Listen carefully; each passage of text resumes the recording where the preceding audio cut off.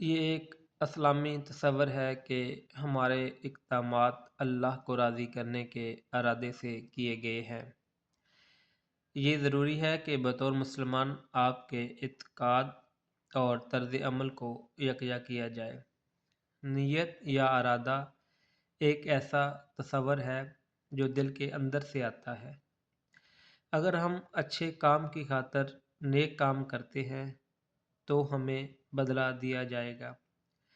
اگر آپ عوامی تعریف کے لیے یا اپنی انا کو تسکین پہنچانے کے لیے اچھا کام کرتے ہیں تو یہ کہا جا سکتا ہے کہ آپ کی نیت خالص نہیں ہے۔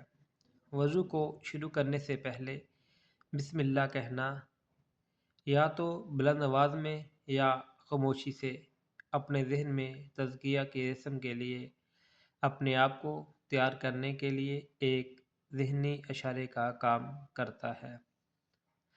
ہاتھوں کو دھونا، اپنے دونوں ہاتھ دھوئیں۔ اپنے دائیں ہاتھ کو کلائی تک دھونے کے لیے اپنے بائیں ہاتھ کا استعمال کریں۔ یہ کل 3 بار کریں۔ اپنی انگلیوں کے درمیان دھونا نہ بھولیں۔ اگلا عمل دہرائیں اور اپنے بائیں ہاتھ کو 3 بار دھوئیں۔ منہ کی کلی کرنا، اپنے دائیں ہاتھ کو کچھ پانی اپنے منہ میں ڈالنے کے لیے استعمال کریں اور اس سے 3 بار کلی کریں۔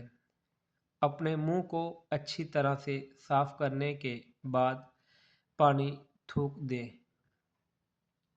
ناک صاف کریں، اپنے ناک کو 3 بار صاف کریں۔ اپنے دائیں ہاتھ سے پانی کا استعمال کرتے ہوئے اور جزوی طور پر سانس لیں تاکہ اندر تک پانی چلا جائے۔ آپ صلی اللہ علیہ وآلہ وسلم نے فرمایا، جو شخص وضو کرے اسے چاہیے کہ ناک صاف کرے، اور جو پتھر سے استنجا کرے اسے چاہیے کہ طاق عدد یعنی 1 یا 3 یا 5 ہی سے کرے۔ صحیح بخاری جلد 1 کتاب 4 حدیث 162۔ ایک اور جگہ رسول اللہ صلی اللہ علیہ وسلم نے فرمایا کہ جب تم میں سے کوئی وضو کرے تو اسے چاہیے کہ اپنی ناک میں پانی دے، پھر اسے صاف کرے، اور جو شخص پتھروں سے استنجا کرے اسے چاہیے کہ بے جوڑ عدد یعنی 1 یا 3 سے استنجا کرے، اور جب تم میں سے کوئی سو کر اٹھے تو وضو کے پانی میں ہاتھ ڈالنے سے پہلے اسے دھو لے، کیونکہ تم میں سے کوئی نہیں جانتا کہ رات کو اس کا ہاتھ کہاں رہا ہے۔ صحیح بخاری جلد 1 کتاب 4 حدیث 163۔ چہرے پر پانی ڈالیں، اپنے پورے چہرے کو پانی سے دھوئیں۔ اپنے ہاتھوں میں پانی ڈالیں اور اپنی پیشانی سے اپنے چہرے کو دھو لیں، اور پانی کو اپنے جبڑے کی طرف لائیں اور اپنی ٹھوڑی پر ختم کریں۔ دونوں بازو کونیوں تک دھوئیں۔ دونوں بازو اچھی طرح سے کونیوں تک دھوئیں۔ اپنی انگلیوں سے لے کر اپنی کونی کے بالکل اوپر تک۔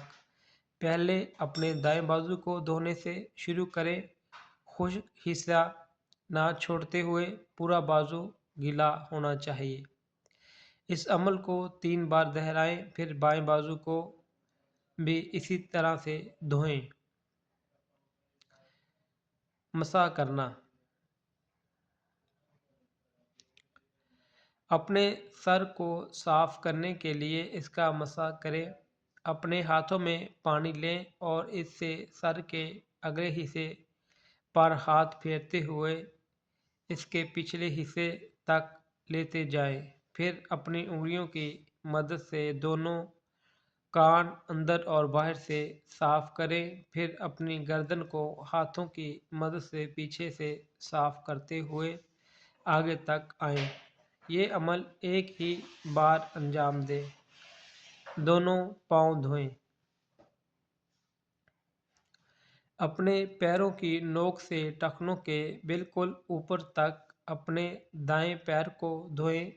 اس بات کا یقین کر لیں کہ جمع ہونے والی کسی بھی گندگی سے چھٹکارا حاصل کرنے کے لیے پورے پیر کو دھونے کی ضرورت ہے۔ اسے 3 بار دہرائیں اور پھر اپنے بائیں پاؤں کے لیے بھی ایسا ہی کریں۔ ایک مرتبہ رسول اللہ صلی اللہ علیہ وسلم ایک سفر میں ہم سے پیچھے رہ گئے۔